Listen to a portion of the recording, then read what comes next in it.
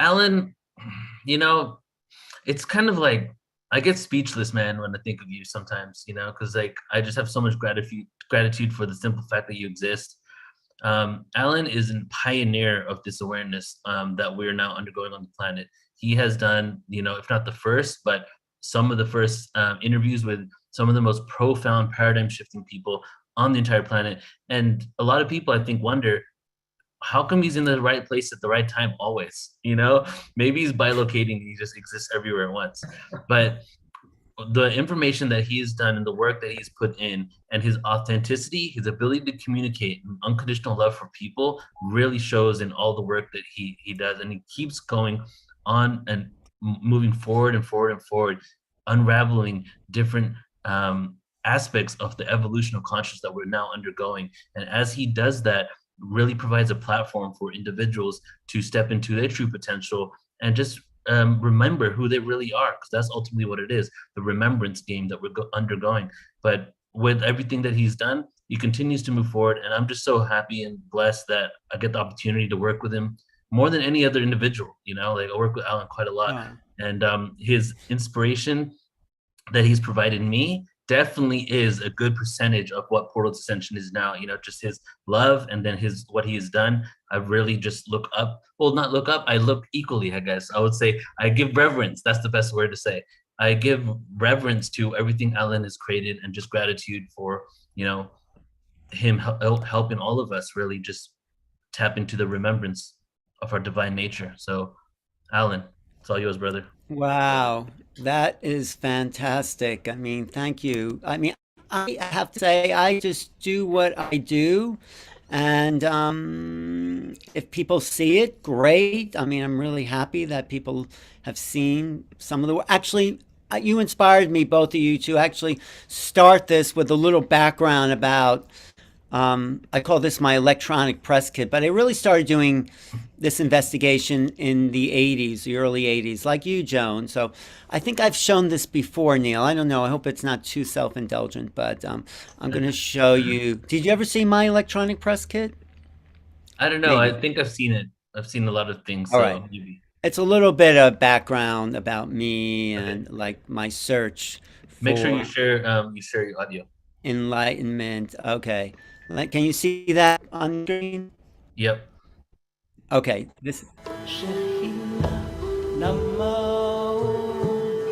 Welcome to New Realities. Welcome to New Realities. Welcome to New Realities. Welcome to New Realities. My name is Steinfeld. And on this show, I'd like to investigate the nature of consciousness, who we are on not just a physical level, but maybe a spiritual soul level.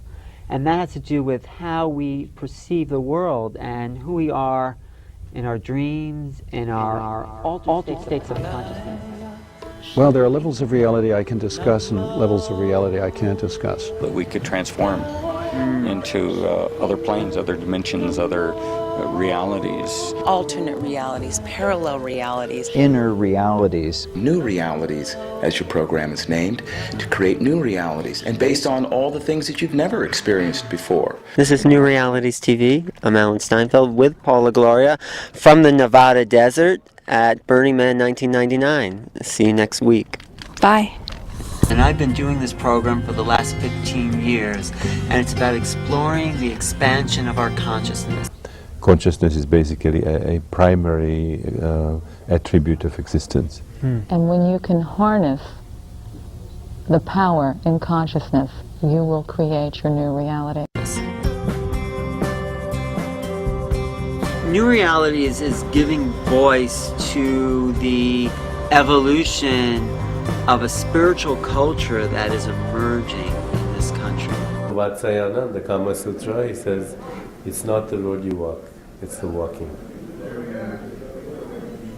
And the best communication you can ever have is the communication with the divine, because that's where you get the most support. So what New Realities does is open that window a little wider so we can peek our heads out and see a greater possibility for who we are as human beings and what's possible for the planet. Once we begin to expand Yes. our repertoire of ourselves, a lot of the old conversation falls away. And that's what's happening to everyone on this planet. The old dramas, I mean. The old dramas yeah. fall away. Because they're the so fears boring fall anyway. away. I mean, the fears fall away. Yeah. I'm not afraid of death. I'm not afraid of going out into the cosmos. I'm not afraid of having a galactic being stand next to me. And I have had those experiences. And so my reality has shifted. And it's shifted in a way that I feel is not something that has happened to me, but that I can use. My higher self says, use life. I'm constantly on the lookout for people who have new ideas about who they are, about new relationships. The world would be a much better place to live if we were kinder. And what I say is turn it around. You be kind. You know, if the world is so unkind, where is the teacher of kindness? Swami Satchidananda said that there are two ways to realize two really good paths. The first is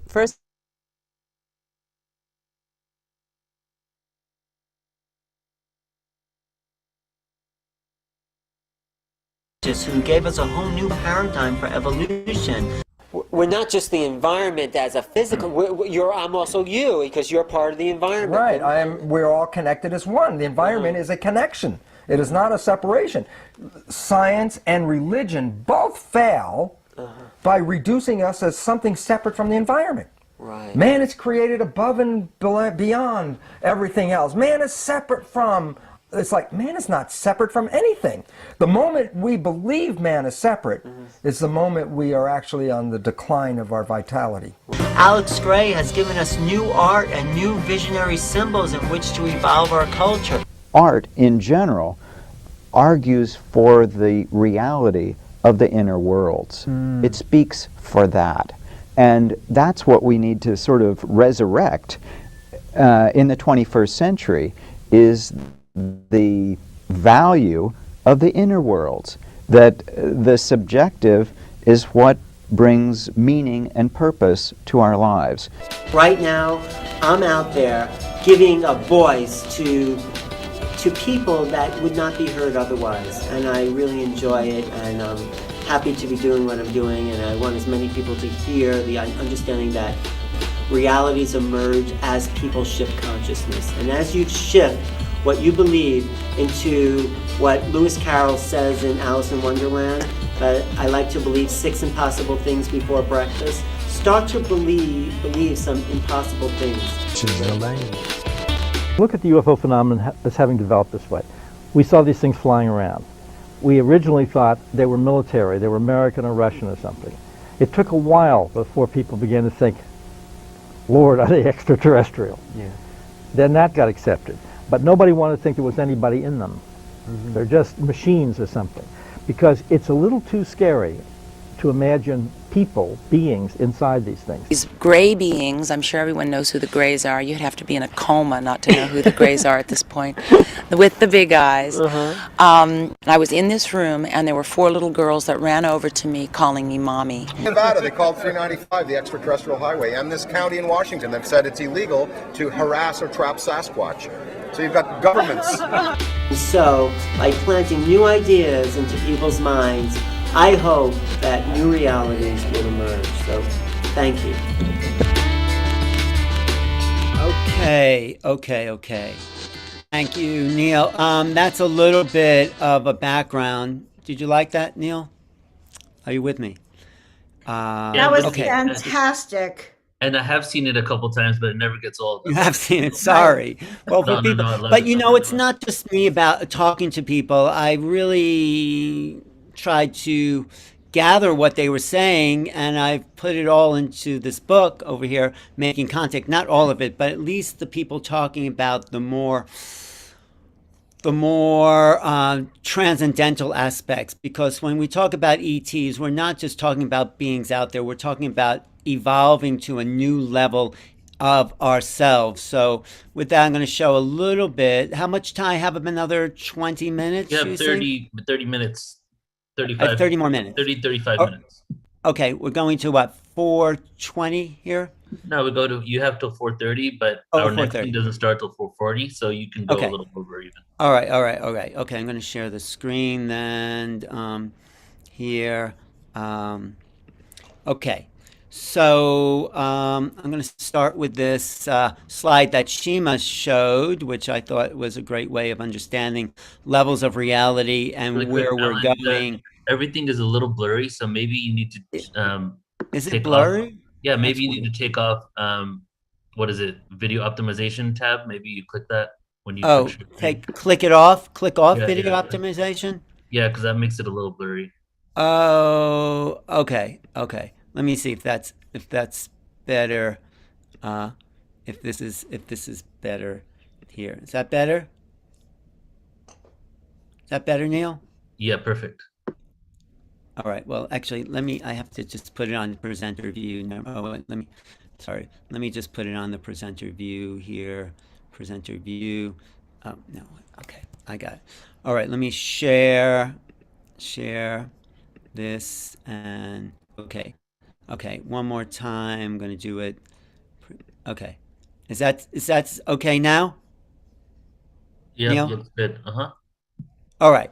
Basically, my whole idea about new realities is that it is an internal process. Reality doesn't exist out there. There is a world out there, but all we know is our perceptions of what's out there. So what's really out in the world in front of us, there absolutely is an exterior reality, but it's still all that we take note of is what we've been programmed to see. And in this time and age, we can reprogram ourselves. It's like sometimes in my workshops, I'll give away the punchline here. I often show this video of these people playing a basketball game, and I count the number of passes that happen between a certain team wearing the white t-shirts, and they miss the whole idea of this gorilla that walks across, a guy in a gorilla suit walks across the court, and nobody sees it, pretty much nobody, because they've been counting the passes and not looking at the bigger reality. Well, that's the same thing that happens in our world. We've been taught to see only a limited amount of possibilities.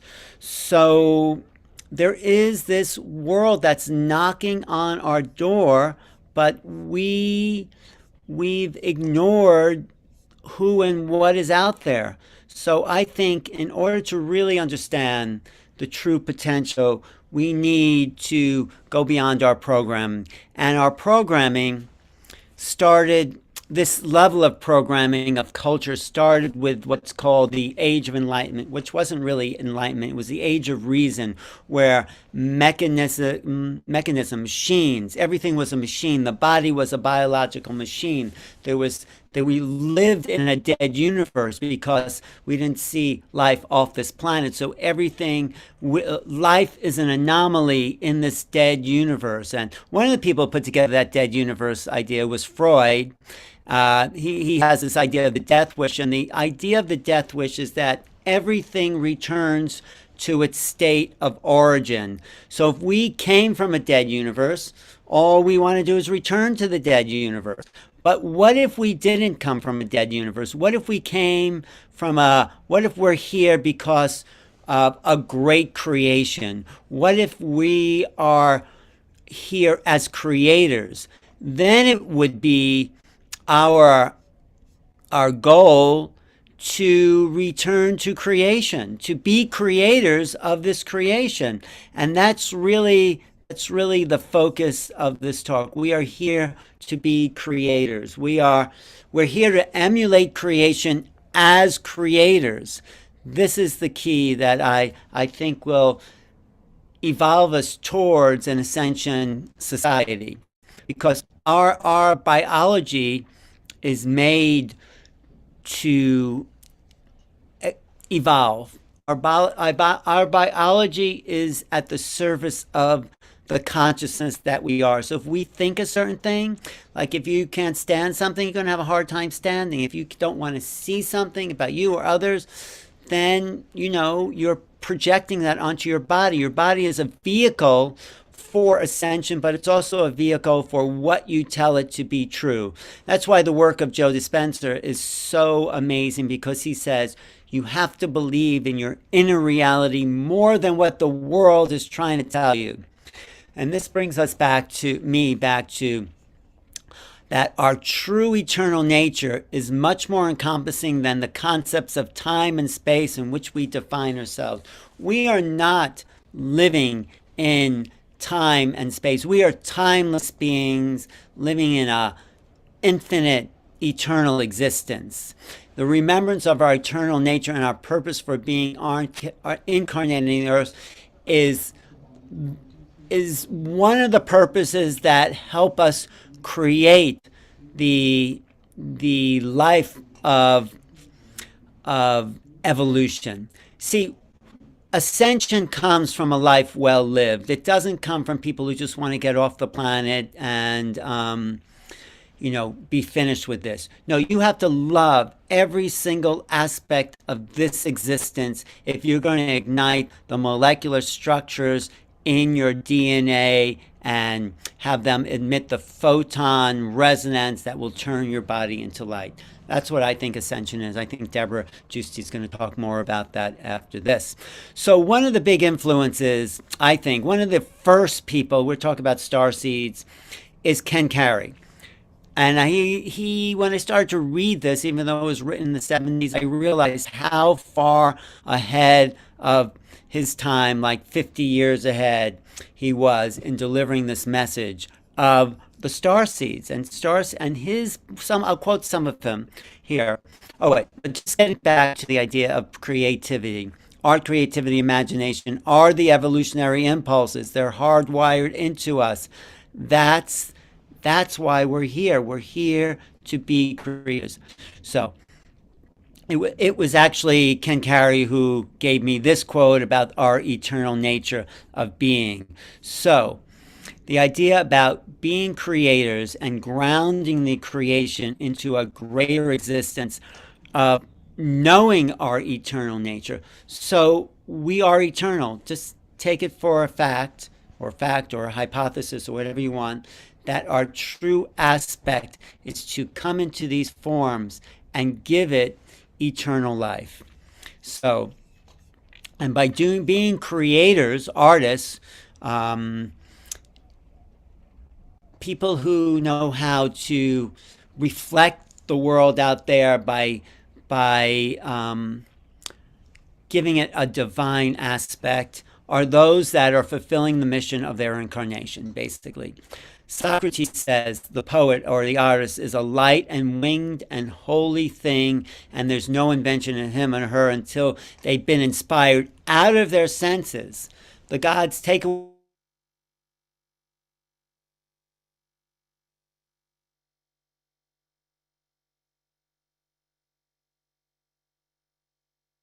and utter these priceless words in states of unconsciousness, meaning that the true artist is not thinking about they're not thinking of what they're creating. They're letting the divine force flow through them, and that art is whatever we choose it to be. It might be, we think of art as painting, but it's poetry, it's speaking, it's fashion, it's dance, it's music. These are the artists that create the reflections and the evolution of our time. So, and then James Joyce, one of my favorite writers, says, "Welcome, O life, I go to encounter for the millionth time the reality of experience and forge in the smithy of my soul the uncreated conscience of my race." That was Joyce. That was the role of the artist, to forge new experiences in the incarnational plane of existence. I think of art, Marshall McLuhan, I think of art as the most distant early warning system that can always be relied on to tell the old culture what is beginning to happen. One demonstration of that is this picture of this mantis being by M.C. Escher, who is a lot of people's favorite artist. M.C. Escher was an artist who really was able to distort the flow of time-space. And of course, this is one of his famous creations where you don't know what is an up or down staircase. So as you create the unknown, new possibilities, we are bringing into the experience of human existence new sensations, new awarenesses, new understandings. So this is the role, this is why we've incarnated, not to get off the wheel of incarnation. That happens when you fulfill your destiny as a creator. So I just needed to put this understanding in the opening of my first, the introduction to my book. And I love reading this quote because every time I read it, it reminds me of the mission we're here to do, Neil, and what Portal to Ascension and what Joan and me and everyone here is really about. It's about freedom. And this quote was written in 1844, but it still is relevant for our evolution today. And it says, there are seasons in human affairs of inward and outward revolution, when new depths seem to be broken up in the soul, when new wants are unfolded in multitudes, and a new and undefined good is thirsted for. There are periods when the principles of experience need to be modified. You know what that means? The principles of experience. This is what Sheila's doing with the Wish Alliance, the principles of experience. Next line, when hope and trust and instinct claim a truth, when hope and instinct claim a share in the guidance of human affairs, when truth dare is the highest wisdom. So to dare is what we are doing here today. We're daring to think new thoughts. We're daring to uncover new possibilities, new realities. A new reality is not accepted by old paradigm. It'll be laughed at. It'll be ridiculed. It'll be ignored, mostly ignored. So the idea is each of us is here to create new realities of thought, new realities of thinking. So I developed a course for this mystery school that's going to be happening on Portal to Ascension.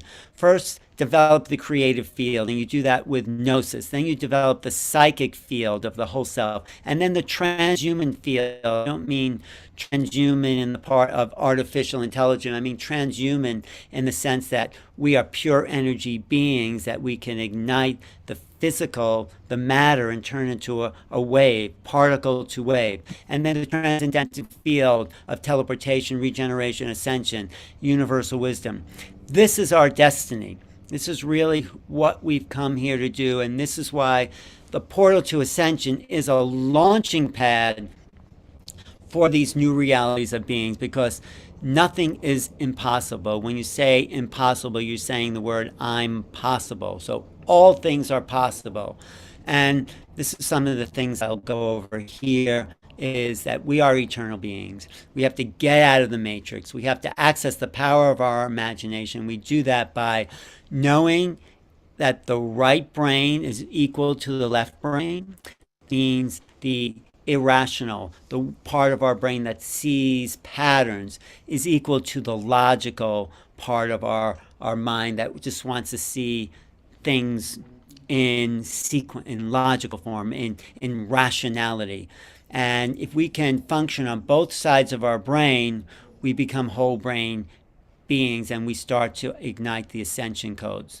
This is a quote from J.J. Hurtak. No longer will the dualistic mind directly and indirectly interpret the spiritual language and the proto-communication in a simplified, linear, planetary level of life and death. We're here to transcend that. We really are here to not just be superhuman. We're just here to be human in all its glory, whatever that means. We're here to get out of the dramas that have trapped humans into wars and anger and hatred and all that. And that's why I love this quote by John Kennedy. I'm certain that after the dust of centuries have passed over the cities, we too will be remembered, not for our victories or defeats in battle or in politics, but for our contribution to the human spirit. So that is what we're doing today. We are giving back. We are igniting the human spirit. Because when you do that, you stand on an even playing field with all the beings that are here to visit us.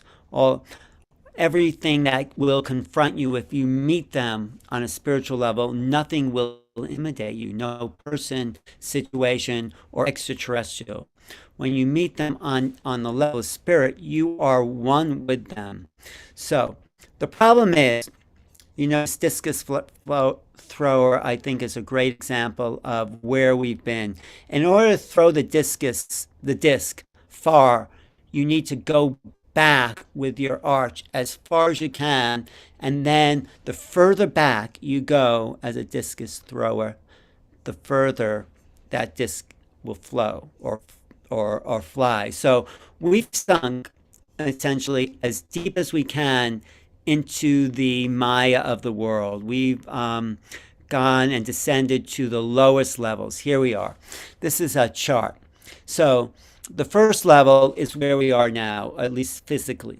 So we've involved. Involution was coming from source down into these levels and levels of frequency until we are embraced in gross matter. That's where we are. We are stuck in density, in physical density, and some people don't think there is a way out. But the way out is to go in and access the resources that are hardwired into it. And like I said, part of that is creating new realities of thought in which to raise the frequency of our body out of the density. So I say creativity is one way to rise up out of the density, and creative communities and creative exchange. And because creativity is accessing the non-local parts of our brain that are connected to all time and space. So when I teach remote viewing, you can't do that with your logical brain.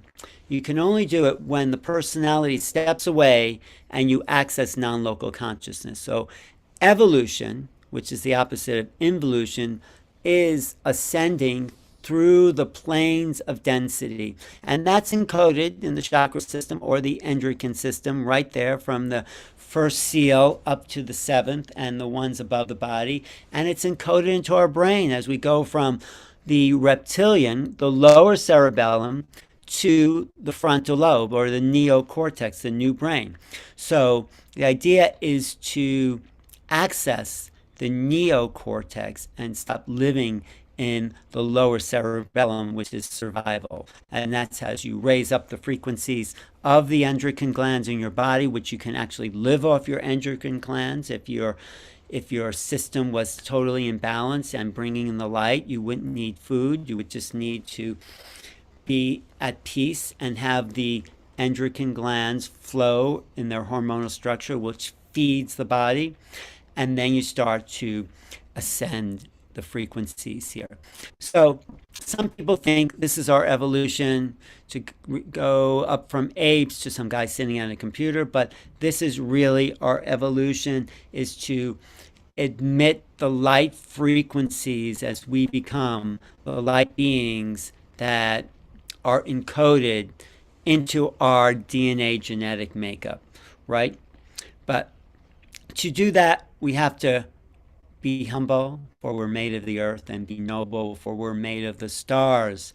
That's it. So these earth bodies can turn into a star. They really can. The earth can become a star, and it happens through our physical conscious evolution. That's on one level. Another level, we're here to meet the others. We're here to jump into not a bigger fish pond, but we're here to meet more fish. I really think so. Part of the problem is, H.G. Wells said, civilization is a race between education and catastrophe. Let us learn the truth and spread it as far and wide as our circumstances allow. For truth is the greatest weapon we have. What does that mean, truth? Well, truth is what your truth is. Truth is, how do you feel? It's the eternal awakening of own conscious mind as we make sense of the greater picture. Not sense in rational ways, but sense as perceiving through an intuitive awareness the workings of creation. And when you can do that, when you sit with yourself and understand and drop into who you are, that's the next level of the ascension process. So I have a lot of that mapped out here in this, but I won't go into these 10 levels of transformation. We'll do more of that on another Portal to Ascension, but it's biological, psychological, intellectual, vibrational, cultural, because we are trapped by our culture. It's what Terence McKenna says. We're part of Terence McKenna says we're part of a symbiotic relationship with something which disguises itself as extraterrestrial so as not to alarm us. So whatever our projection is, it's not that. That's a cultural defined understanding. The planetary matrix, the solar matrix, the galactic matrix, the local universe, and the multiverse are all aspects that we are rising up to as we transform the physical body. Gary Nolan, who I hope to interview soon, says that DNA is only 4 billion years old, while the Earth is 9 billion years old. So that means that life did not originate here. Life is abundant throughout creation. Like I said, we're not living in a dead universe. We're living in a living universe. I want to go back to Ken Carey's word, which I mentioned before, is that when we define ourselves without regard to this eternal present out of which the universe unfolds, isn't that interesting? We think the universe is out there, but the universe unfolds out of the eternal presence of our own being. So when we continue to play out variations in time space and keep our eternal spirit at a distance by imagining greater and greater beings in the cosmos, then the illusions of material existence silence the awareness of spirit. That is a what would I call it? A proclamation for the awakening of who we are as beings, as true beings. So we think we live in this 3D world, but I say we really live in this fourth D. I call it the fourth dimension. Some people call it time. I call it emotionality. Everything generates an emotion. Someone calls you up and they're upset because you didn't do this or you did this. And that's the where people live. And that's all most people know about the levels of existence is emotionality. Now I'll make a distinction between emotion and feeling. Each moment, feelings are recorded in the Akashic records of our soul.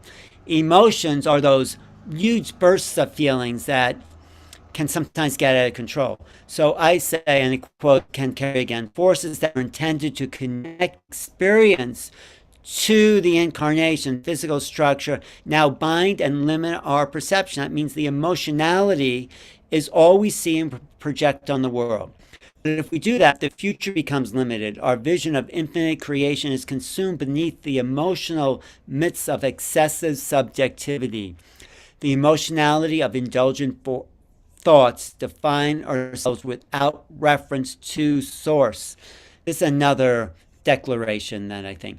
So the problem is what this guy sitting at a bar says, hey pal, you have no idea who I think I am.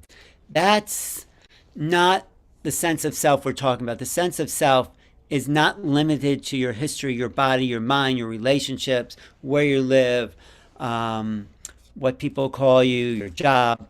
That is nothing to do with who we are. Those things are all great, but we have to rise up out of the identification with those limitations. This is not the goal if you work by, consume by. This is what the world, the matrix out there wants you to believe, that we define ourselves in isolation with the fear of survival. We get locked into a very small perception of reality. Cultural illusions is one, and stop this great mind from seeing fantastic worlds and understanding new realities. So we are limited by what we project onto the world. I'll fast forward this. basically, we're taught to see only this limited visible spectrum, but some people can see these higher realms of thought, the ultraviolet, the infrared. These are bands of light energy that are perceivable by the star seeds that are coming in because we are programmed to see what was higher than visible light. So as we emerge into the fifth dimension, people are having near-death experience, out-of-body experience, past life memories. This is all to tell you that we are eternal beings, that we are not limited to the body. We're here to take the body with us into the unknown levels of reality. That is really our mission as creator gods. Creator gods, because we are here to wake up and we're here to wake each other up. That's why I really love what Neil is doing, because we're here to wake each other up. My friends in Connecticut say we're here, Ascension together, or Ram Dass would say we're here to walk each other home. So how do we do this essentially? How are we doing this? Well, I had the fortune to meet John Mack, who someone on this platform said, well, he was mentioned before, but he was a Harvard psychiatrist who started to talk to people claiming to have abduction experiences.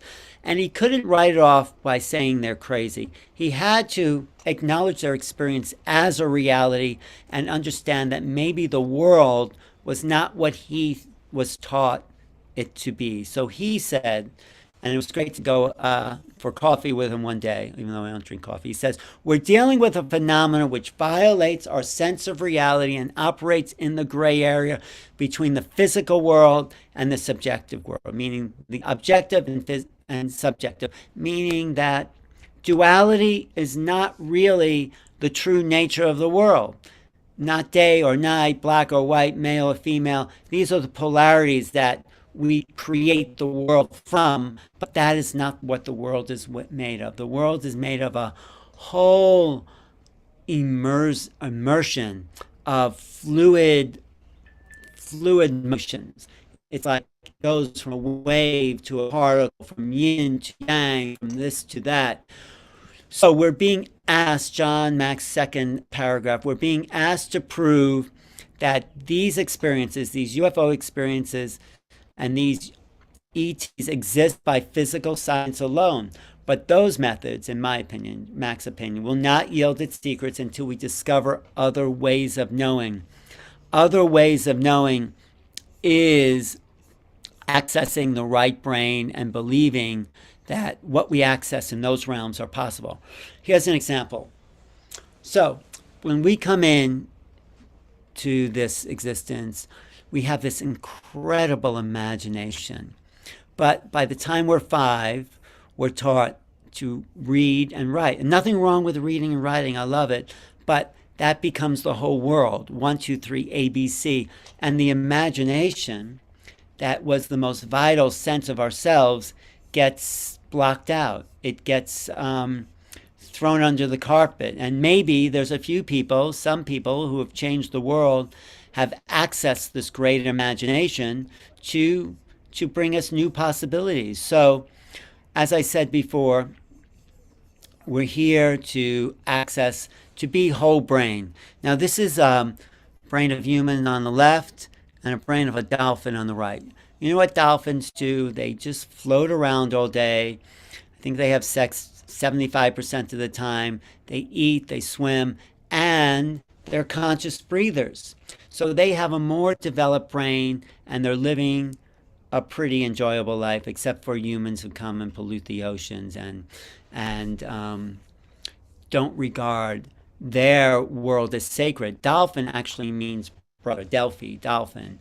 It's from the same word for womb, means that we are of the same creation. And if we want to meet intelligent creatures, all we have to do is swim with dolphins and whales. Whales are amazing. They have such huge brains. So this is the brain divided. We've only functioned on the logical part of us, but the little piece of yin inside the yang here is the ability to ask questions, to question reality.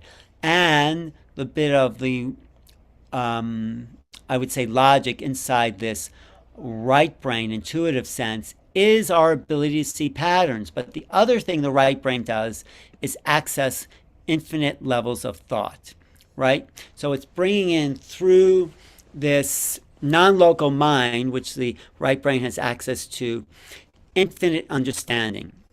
So thought is only program. That's only half of the program. So if I asked you what's on your computer and you didn't know there was an internet, you would think that it had to be programmed in. But if you knew you had an internet, you could access infinite non-local realms by realizing you can open up this intuitive sense.